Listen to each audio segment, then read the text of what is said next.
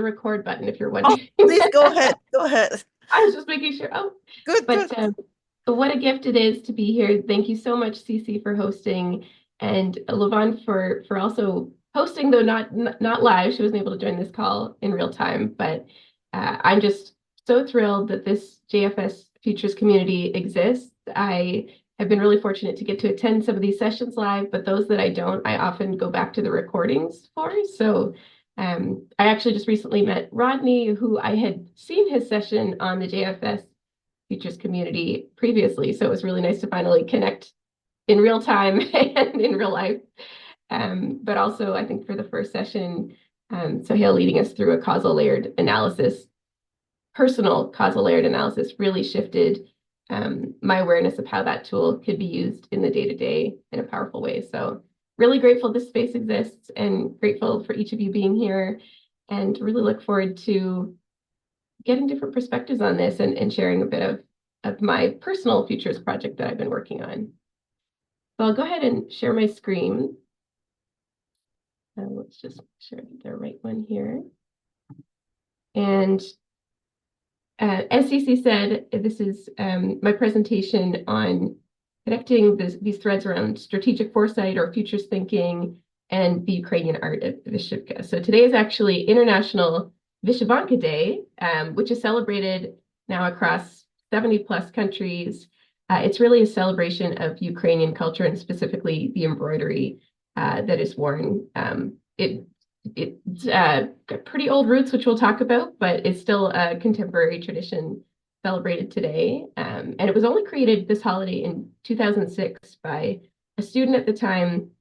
Her work was really, or her vision for this was, people might wear the Vyshyvanka some days, and there's never really a celebration where we're all choosing to wear Vyshyvanka and to, celebrate together. So that was the intention. Let's set a day on the calendar, the third Thursday in May every year. And yeah, now that's gone on to almost 20 years of celebrating this special art form and tradition. But to set us into the futures context, I have a quote here from Fred Pollock. As long as the society's image is positive and flourishing, the flower of culture is in full bloom. So, of course, he did a lot of writing and research on the rise and falls of images of the future and the correlation to cultures.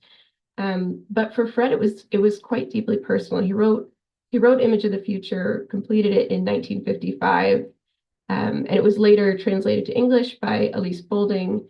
And in her preface to the English translation, she talks about how, as for Fred Pollock being a Jewish man living under occupied Netherlands at the time of the war, he emerged from that experience, and he was able to have a vision of humans as being future creating beings, which is a really powerful perspective to have. And he then channeled his energy, his intellect into communicating this vision and making sure that the next generation would see that it is possible to create other and better futures. So that's kind of the invitation here, creating other and better futures, and thinking about how images of the future are so core to giving us hope for what could be. And if I miss anything in the chat, feel free to just come off mute and share your perspective or any questions as we go. But starting back, I wanted to share some images here. This is embroidery exists across many, many, many different cultures. So I'm just highlighting Vyshyvka, which is the Ukrainian tradition. But in this case, there's evidence of it pointing back to the 1st century. This is a metal emblem that was created of a man wearing a Vyshyvanka blouse. There have been documentation of all sorts of different types of Vyshyvanka or Vyshyvka throughout different parts of Ukraine, and you might see different styles emerging from Western Ukraine versus Eastern Ukraine, and a variety of colors and patterns used as well. But it's also very much a live practice and an art form. So there's modern or contemporary Vyshyvanka that's being created and crafted today. This one on the right being a fundraiser for Ukrainian relief efforts. And you can see at the bottom, there's these figures down here, which is actually Berehenya, or the goddess of creation. So some really powerful ancient symbols infused with more modern ones as well. As I mentioned, exists in many different styles throughout the country. These are kind of the patterns that we might tend to see from one area or another. There's a few versions of this map, but if you're curious, look around. So you'll see some different types of symbols here.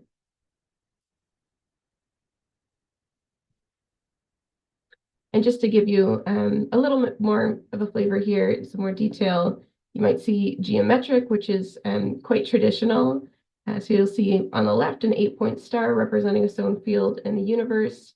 A lot of these repeating patterns, and they're all hand stitched. I think I should say now there's some that are more machine made, but just thinking about the dedication, the detail, this really meditative process of stitching and doing this over a long period of time in order to create like a full blouse or ruchnik, which is a traditional cloth made with these patterns.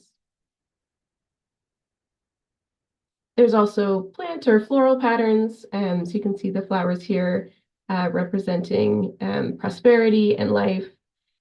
So each of these symbols that are chosen and the patterns and the colors are all incredibly intentional, not just from an aesthetic standpoint, but also what you're wanting to infuse or stitch into this artifact.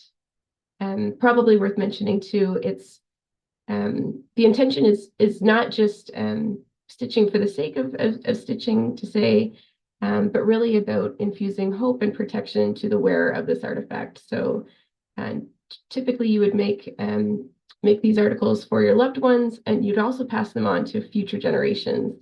So they were really incredibly special and are incredibly special for those that still have them in their families. Zoomorphic is a little less common, but you might see animals, birds, plant, insects on different designs, especially in the ruchnik, which again is that traditional towel design.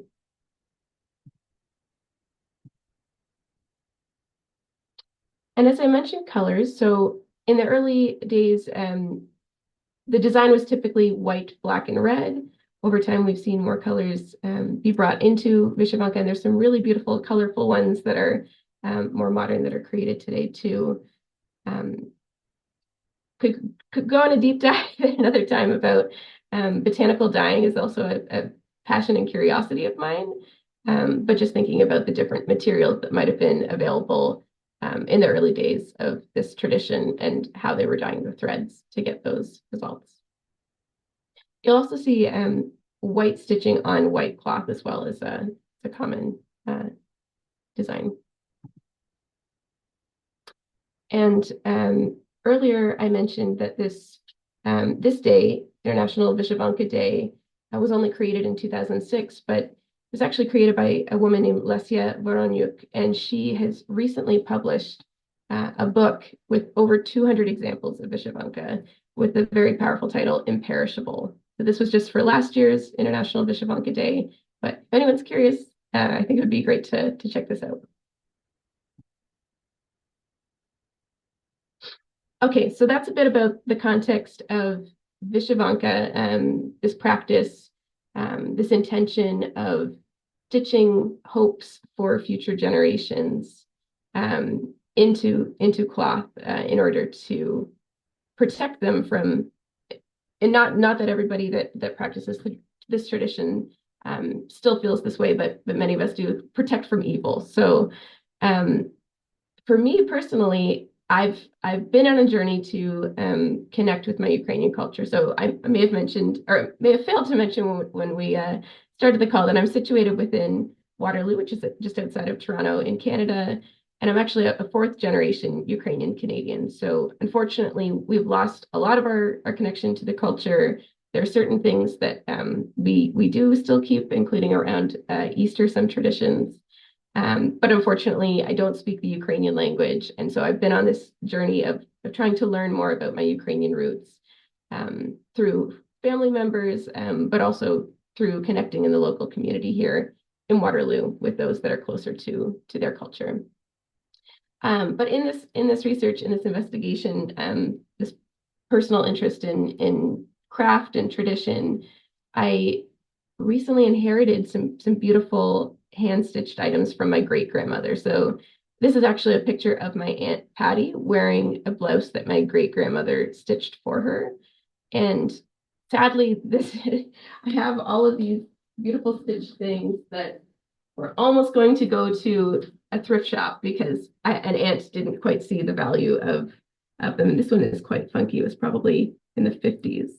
It's a little blurry to see there, but all to say is just having this opportunity, this unique moment where my aunt was, another aunt, not the aunt pictured on this photo, was planning on getting rid of these things. I was thankfully able to say, hey, no, I would love these.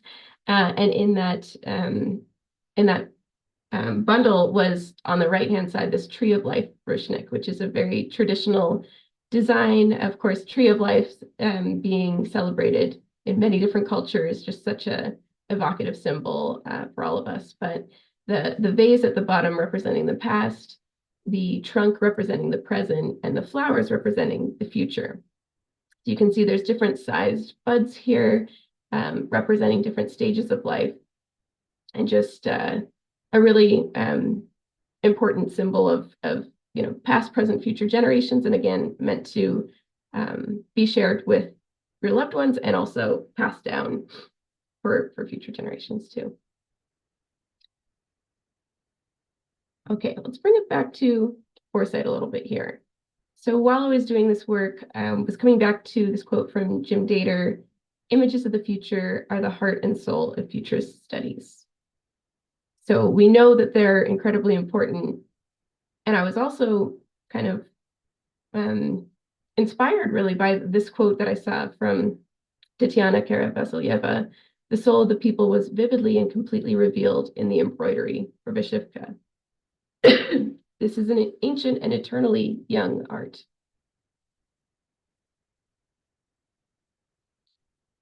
So this piece here around the heart and soul, so connecting both images of the future and these embroidery as image of the future. Sorry, it's allergy season here. Okay. And then continuing in this investigation, there's this quote from Nadia about embroidery was not considered work of study, but magic and mystery. And in some cases, there's this belief that the stitching, that needle to the thread, needle to the cloth is a connection between the spirit world and the living world. And so there's this deep reverence for it and some superstitions and practices around when you stitch. So if I'm having a really bad day or feeling particularly grumpy about someone or something, probably not a good idea to stitch, for this belief that what you stitch gets, what you feel, what you think is getting stitched into the item that you're creating. So an awareness of how we show up in this work, stepping back when it's not the right day to practice this kind of thing. But on the right-hand side, I don't know how many folks have had a chance to read this conversation with Peter Schwartz and Napier Collins. Really interesting article or interview with Bill Sharp. And so Napier and Peter were part of the Global Business Network, which was a corporate foresight, I think, powerhouse, to say the least, really creating the field of corporate foresight. But I was really surprised to see magic in this quote here. So brainstorming is no substitute for magic. Look long enough, hard enough, and the pieces will fall into place. Magic is a very difficult thing. Most people spend their whole life cutting magic out. And it really struck me when I read this. So personally, Napier, unfortunately, he passed away in recent years, but he's been a mentor to me that a fellow mentor had connected me with Christian Cruz. And so Napier is just an incredible person and very generous with his time. He would, make time for those at many different stages in the futures field. but I really, really appreciated he would tell some stories about how there was the head and the heart in terms of how futures work was done at Global Business Network. It wasn't all this heady intellectual exercise. There was a level of intuition that was respected and part of the process, even though it wasn't always the stories that we would hear about it. So yeah, just to see magic written in here really did just strike me, not just from the parallel of the word itself, but just the reverence that can come with the work that we have the privilege of doing, and creating space for awe and appreciation for awe for our work.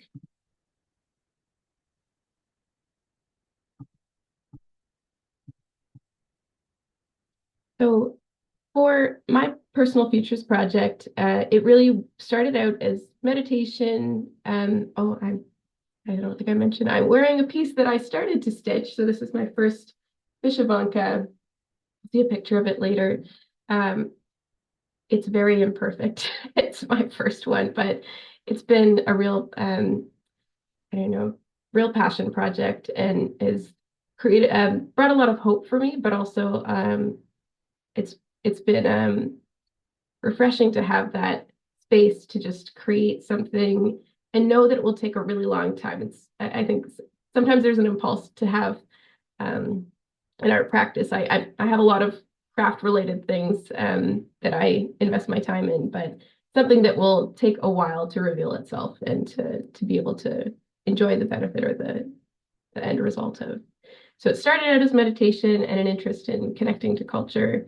And I later realized it connected to this ethnographic experiential futures approach that Stuart Candy and I crafted a few years back. So this is looking at bringing the futures, images of the future to light. So that's some sort of ethnographic approach to surfacing what are the images of the future that we care about or that somebody cares about that would like to offer up for consideration, and then bringing these to light in a physical mediated way. So in this case, in a Vyshyvanka.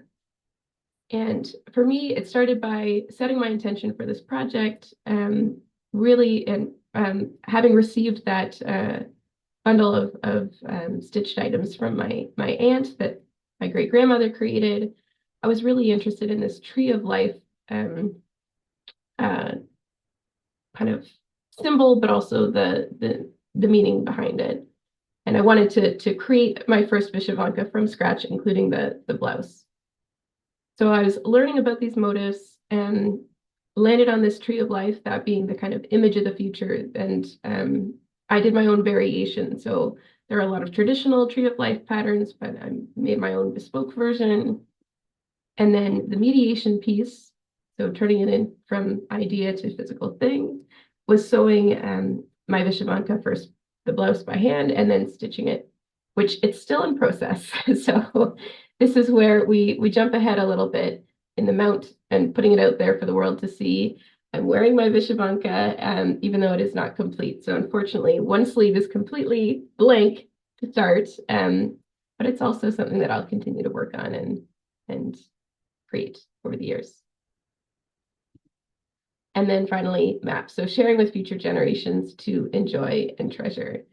So one of the pieces I received from my great grandmother, I actually created a dress for my niece with her embroidery. So finding new ways to share that with future generations has also been really energizing for me.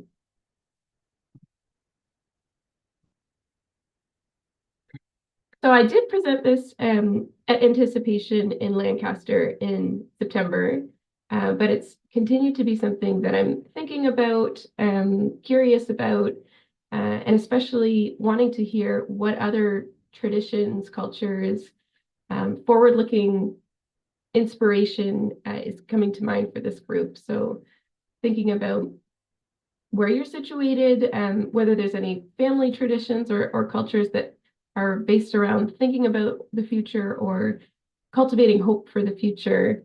Would love to hear from you. And with that, I have one last slide here, and this is a few questions that come to mind for me. So this first one is inspired by an article that Sohail wrote in, I think it was 1993, around spiral time. So this idea of going back to the future, but onward into the back to the future. What am I trying to say here? Let me make sure I get this one right. Return to the past, but onward into the future. So that idea that time not as linear, but coming back around. And I think that that spiral time concept may exist in many cultures as well. But thinking about what spiral time could look like in the way that you practice, either in foresight or in other spaces that you work or show up in. But also, what preferred futures did your ancestors envision for you, and do they resonate? So just thinking about this generational aspect and what it might mean for you. And then lastly, what might you learn from bringing your community's preferred futures to light and to life? All right, I'd love to open it up for discussion.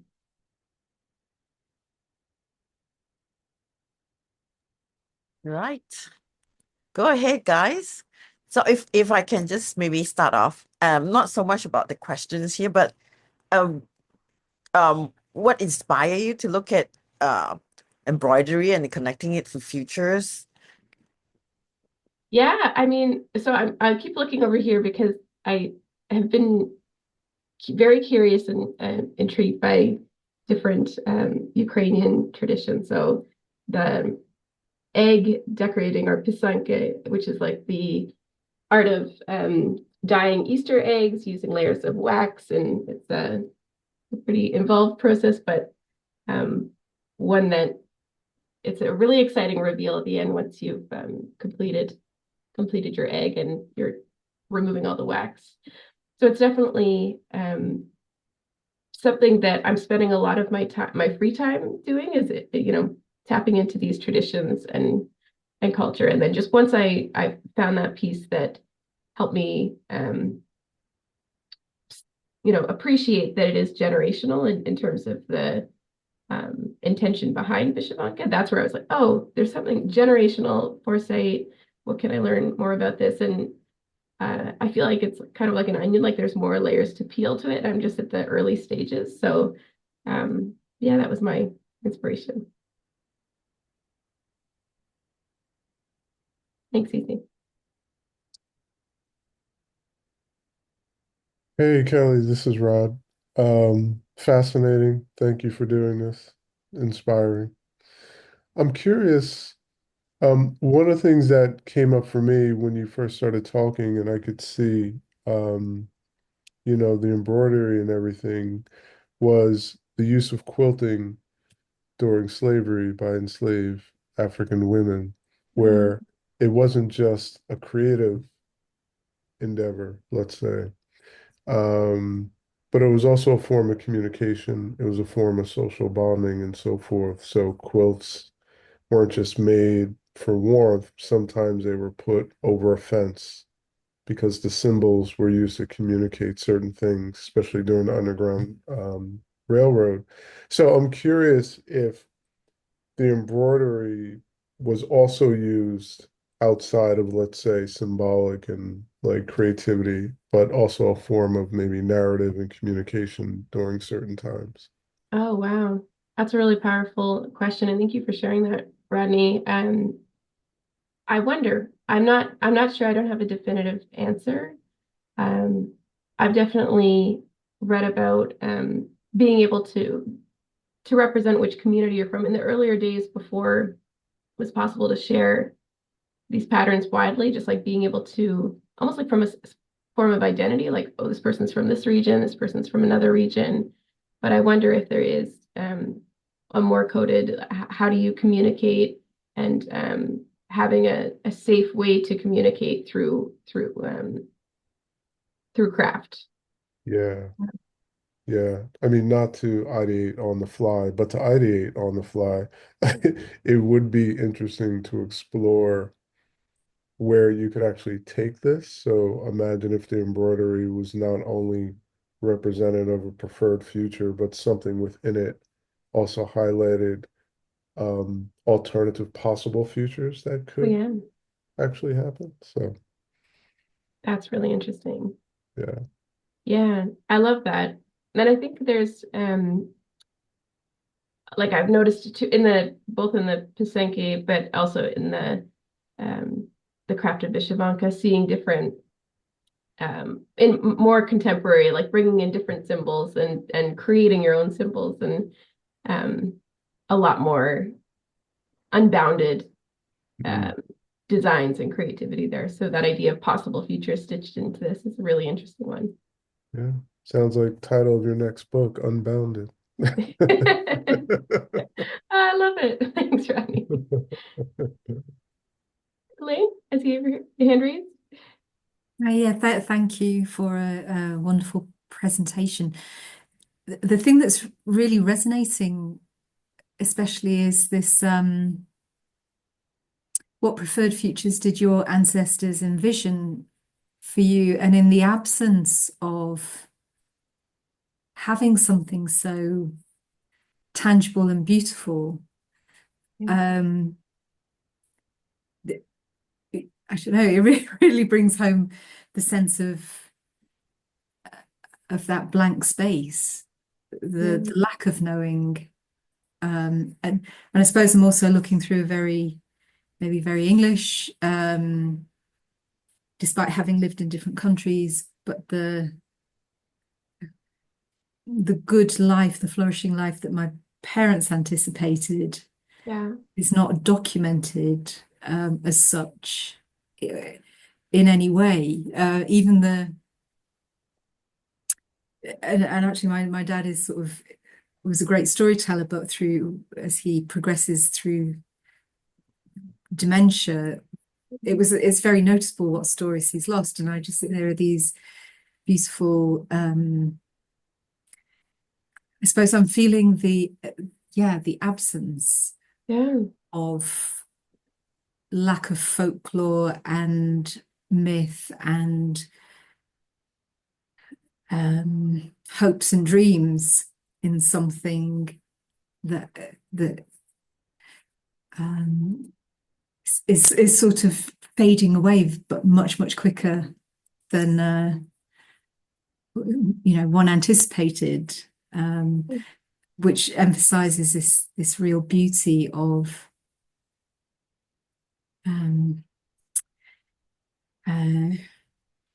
I can't think of the right word, reinvigorating, restoring such traditions, or kind of repurposing them into today's world. Hope some of that No, makes thank you, Elaine. Thank you so much for sharing. And I'm deeply sorry to hear. Sending love to you. Just going through that, and it just must be so challenging and painful. And there's mourning that comes with that too, with the blank slate. It's like, oh, I didn't get a chance to hear those stories, hear those futures um, that were envisioned, and the documentation too. Like it was very unexpected to find this piece, and even that I'm filling in the blanks in the way that I can. I actually never had a chance to meet my great grandmother, so it's that disconnect again. But it's I guess maybe the opportunity there too is like from where we sit, what preferred futures for our, for future generations, whether that's, um, young ones in our lives, like for me, my niece and my nephews, like thinking about for their future. But what would it look like to document your hopes or share your hopes even in conversation? I think it's interesting to think about this as a more indirect practice where it's stitched onto a fabric versus a conversation to be had and space to be created to dream about a preferred or possible future together. So I really appreciate you sharing that perspective, Elaine. Sabrina? Hi, Kelly. Congratulations. This is really, really amazing. And so much of what you said resonated with me. First of all, I don't normally get up for very early morning meetings, but I'm also the connection for me is I was just working with the African American Craft Alliance. And so much of what Rodney mentioned in terms of the quilting and, all types of craft, doll making, woodworking and that those types of things. I think so I'm feeling very like that I'm here on purpose in terms of these connections. I think with everything going on in the present, there seems to be this messaging that we need to return to codes.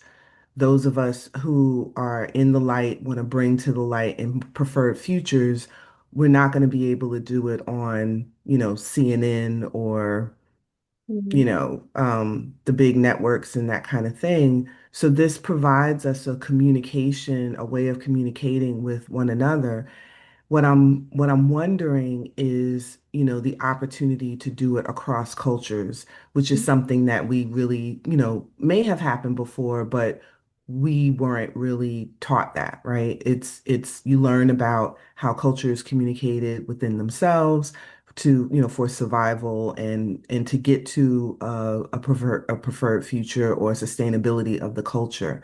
And so now that we're global, I just see so much potential for us as futurists bringing in this new, not so new, this ancient and new um, means and ways and techniques for communicating, not just within ourselves, but to really save the planet. I think the artifacts are there, and even to Elaine's point, I think that while I sense that there actually may be some artifacts that are there because generations have a wonderful way of leaving messages behind, and sometimes they're hidden in plain sight. And so even though, sometimes it's letters, sometimes it's embroidery, sometimes it's, other types of craft, but there are breadcrumbs of inspiration and imagination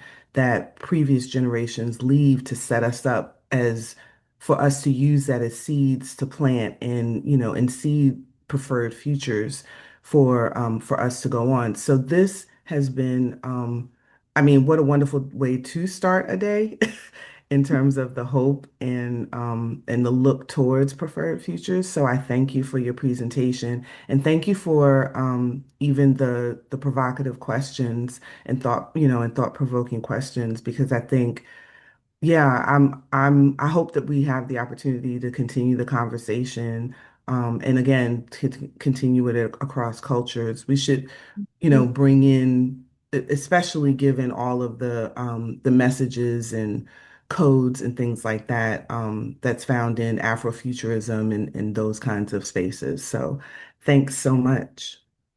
Thank you, Sabrina, so much for being here for this call. But also, I loved when you started sharing, just like the fact that you're here in this space, in futures, shaping futures, creating space um, for our folks to dream is so important.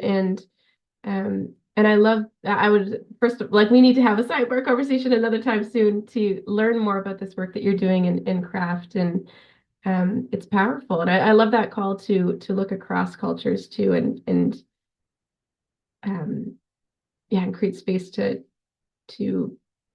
surface different perspectives, but also the invitation to think about what, yeah, what our ancestors did leave behind, um, what what might be hiding in plain sight, like doing that kind of personal reflection, but also, thinking about what, like, any items that were left behind or that you know may have had the chance to um, bring into your life, just approaching it with curiosity, like, what is this trying to communicate? What was the meaning behind it? What were they hoping for? Why was this item cherished in the first place? Maybe there's a clue there to the future or the hope that might have been imbued in it. But also it's really hard to be doing futures work right now, just to acknowledge that too, just with the present having the weight and intensity um, that it has. So I think, to your point of finding ways to communicate in codes is so important. It's again painful that's where we are. And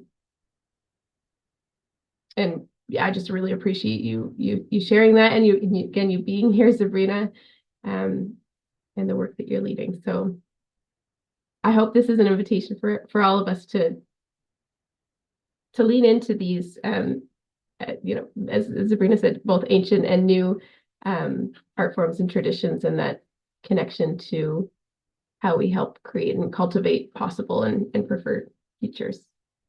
Thanks, Sabrina.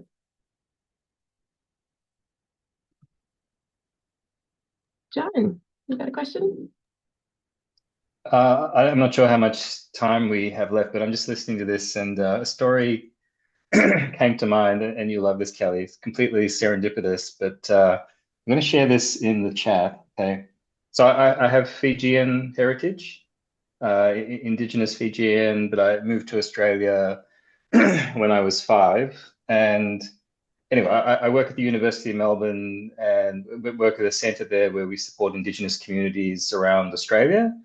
And I was just, I don't even remember what I was looking for, but I was going down a Google rabbit hole searching for something else in relation to First Nations in Australia.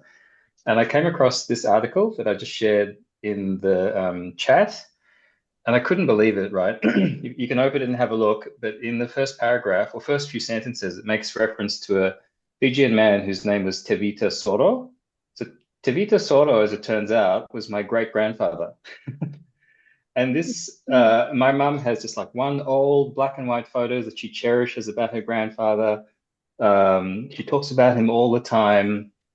And I just randomly came across this article that makes reference to this quotes, and he's talking about a sacred object in Fijian culture called the tambur. So the tambur is the whale's tooth, right? So common in many Polynesian cultures, if you've been to Fiji, like it's used as a highly ceremonial, highly sacred object. And there's quotes for him talking, and he had a chiefly position within our family there in the Lau Islands in the far eastern islands of Fiji. And this researcher, Stephen Hooper, he was in my mum's island in the mid 70s doing this ethnographic research. And so I'll come to the end of the story in a second. It's getting late here. But anyway, I thought, okay, email this guy, Stephen Hooper, and just see if he had any other notes. And this was like months ago, right? Didn't hear anything. And I was thinking, okay, maybe he's retired, maybe he's died. And last week, he replies to me. Wow. So he said, I'm sorry, John, I was busy. Your email got buried. And, he's like in his mid 70s now. For context, like my mum, she's 70. And he goes, I don't have notes, but I have photos, right? Wow. So he's going to upload these old black and white photos of my grandfather. And we don't have any other photos of him. And he's going to share them with me, I don't know, in a week or two's time.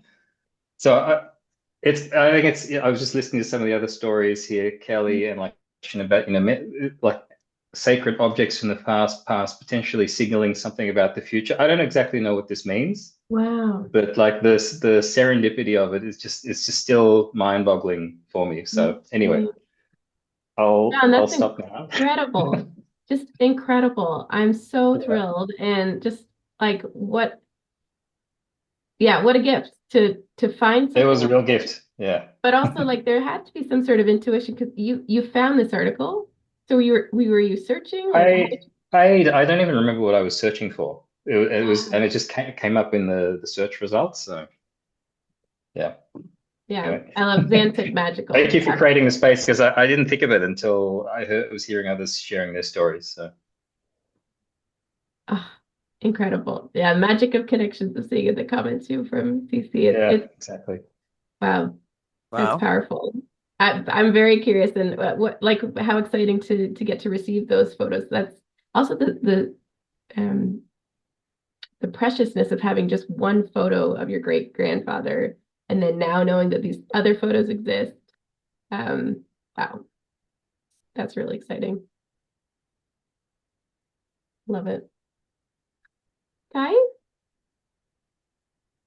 Yeah, hi. Thank you so much. I was kind of coming in and out because I'm in Egypt on choppy Wi-Fi, but I had probably a similar reaction to several people, in that I was like, oh, I don't know what the envisioned futures were of even my grandma or even my parents, like I've never asked them really what it looked like, which is so funny because I do workshops with people about this, but I've never asked my own family. And maybe I'm a little scared too. But John, also your story made me think a lot about, and even Kelly, your advice to Elaine, it made me think a lot about how we find things and research, and how there's always like, I don't know, when you think about somebody's life and you search the usual places, there's always some other place or person or viewpoint that could have a whole other angle on things that you might not even realize. I've really been thinking about this a lot because I'm working a lot in cultural research, probably like many of us.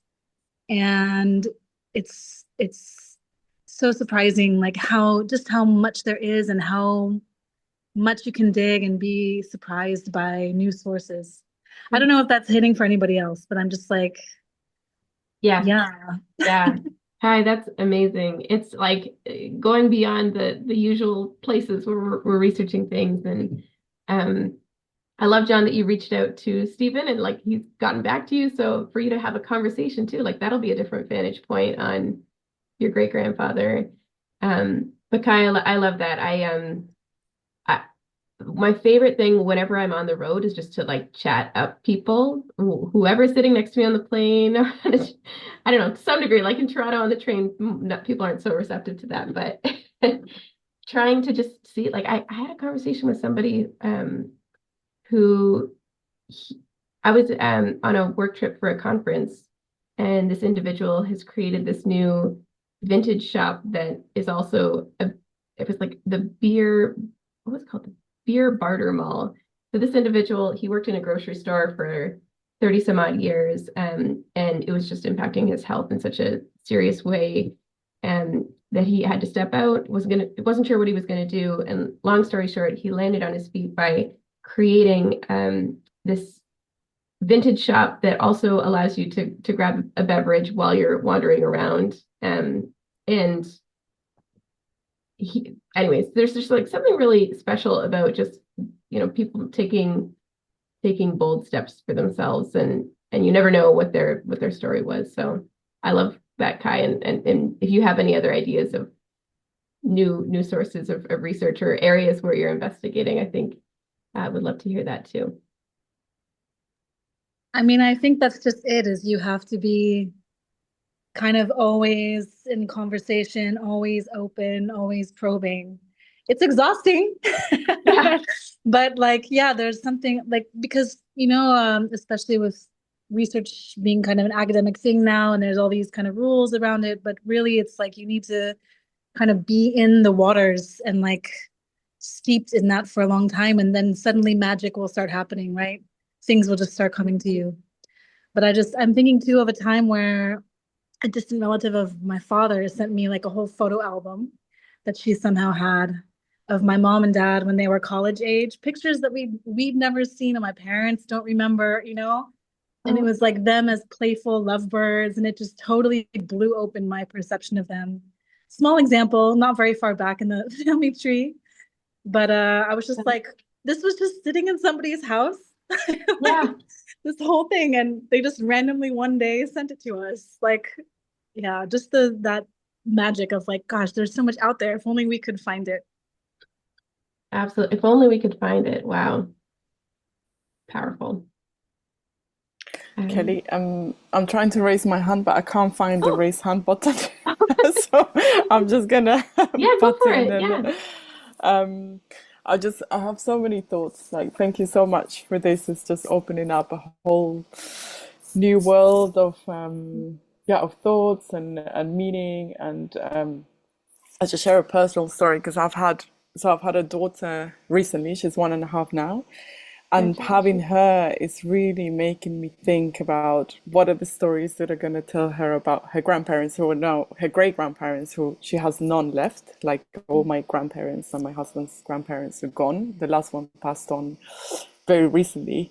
And that sparked a thought of like, okay, we we don't have many photos of them because they didn't live in this digital age where everything's documented.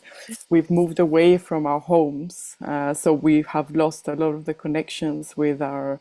Oh, at least for me, I'm from Colombia originally, left when I was 14 to move to the UK. Now I live in Belgium. So it's, every time I move, a new story is lost, a new connection is lost. So it's really making me think of like, okay, for her, how do we ensure that we keep those stories? It's only going to continue. She's going to move around and we're going to lose the connections, and either through artifacts, or I know we're in a digital age and it's very important to keep something very tangible. But another thing that I started doing recently was sewing to make her clothes.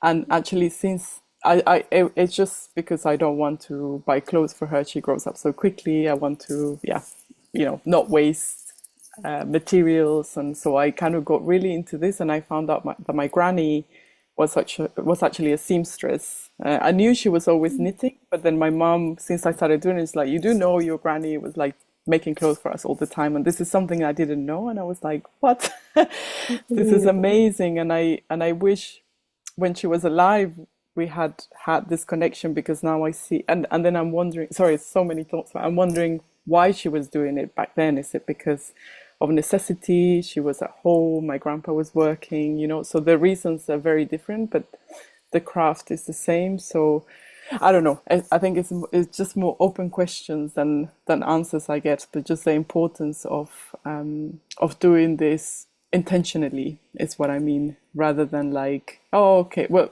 for you were lucky that you knew those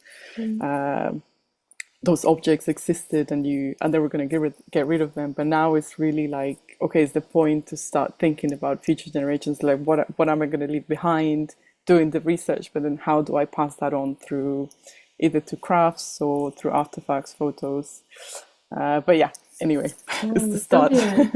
Thank you so much for sharing, and congratulations again on your little one. That's beautiful that you're sewing clothing for her and that you've found that connection with your grandmother, your late grandmother. But I guess like what comes to mind for me, and I haven't been able to catch the whole chat, but just the giving ourselves grace too. Like that's really hard to be moving from place to place and thinking of all these things, and especially while raising a little one. I'm sure like to be thinking of this while or keeping that in your head while the days are busy and everything too. But yeah, what you said, intention, I think that really jumped out for me. It's like having that intention and finding some ways to share those stories or tell those stories. And I think maybe this, not offering this as like a advice or anything, but just something that I've tried.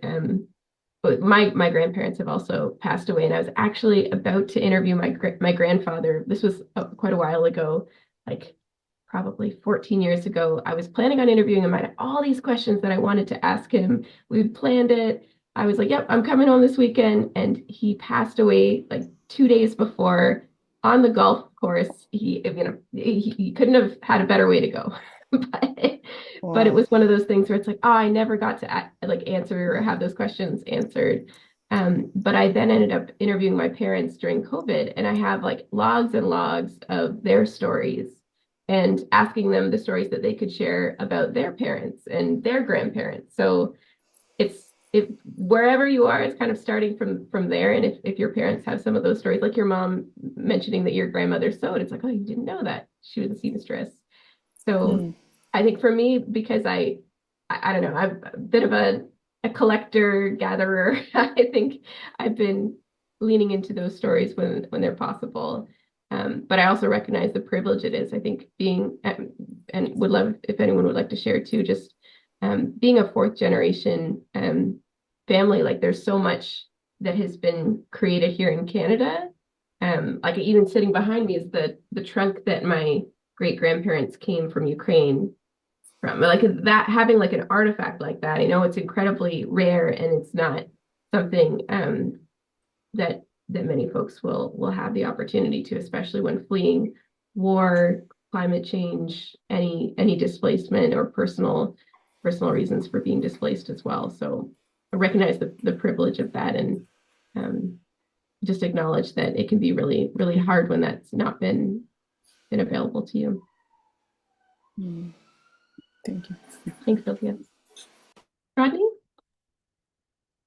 Yeah, so I have a confession that when we spoke a few days ago, I really didn't know what your presentation was about.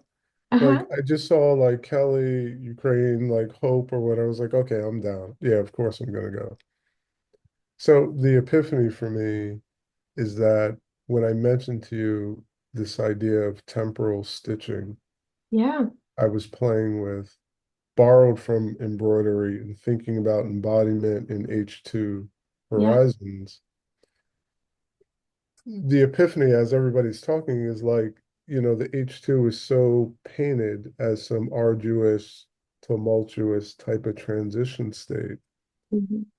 But it's also fascinating to me of what's happening here in this Zoom, the connections, the storytelling, the serendipity, the magic. And in some way, this feels like a transition space, this kind of other side of it, where it is less about some sort of intentional moving and more about wandering safely with each other through these stories. So yeah, just grateful. Just want to share that. But yeah, this is really great. Thank you so much, Rodney. Wandering safely. That's like, yeah, I love that so much. And I love that each of you created that space and shared. And again, I keep seeing the chat too. I'm like, oh, appreciate the richness being shared in both parts of the space, but and the stories. It's just we each have our different stories that we're bringing to this, and yeah, grateful for the space.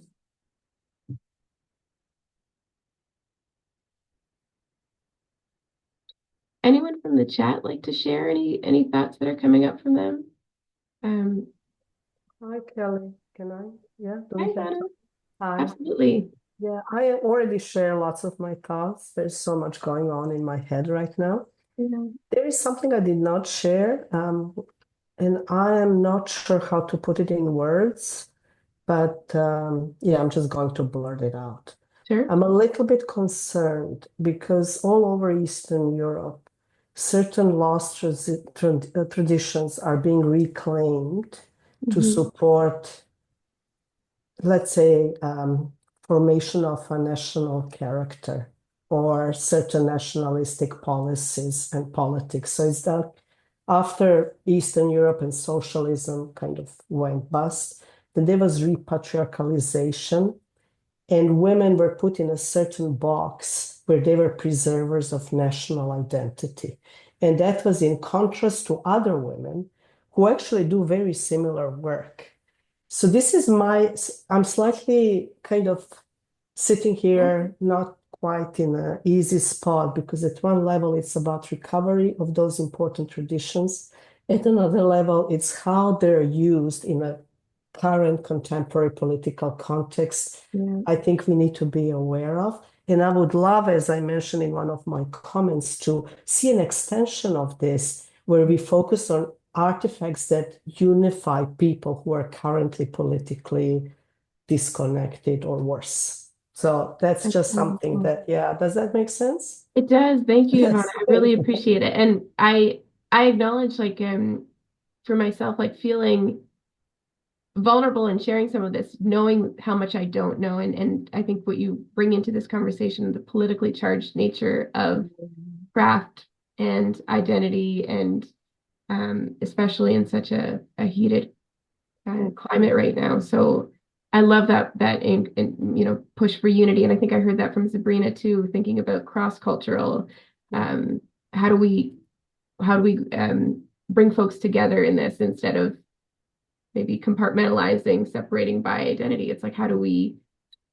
stitch something with that mindset of togetherness? Yeah, so what Rodney was saying, temporal, but also spatial reclaim of restitching to create more inclusive futures and more peaceful futures, etc. I love that. Temporal would be lovely. Yes. Thank you, Ivana. I really appreciate you sharing that. Thank you. Thank you Actually, so if I could much. jump in, I just want to, kind of offer an invitation to us as futurists to kind of have that ancestral confidence. Mm. I think, Ivana, your points are well taken. And I think when I look at it, and I guess I'm also coming off of the release of the movie Sinners, which was really, really powerful. And you may have to even see it a few times to get the richness of it. But when we see kind of depictions of the magic and the myth of but there's also a power there. And I have been drawn to and continue to be drawn to that power while I notice that, a lot of people around me are very cautious and very, and even suffering to a certain degree or, are very near to the suffering.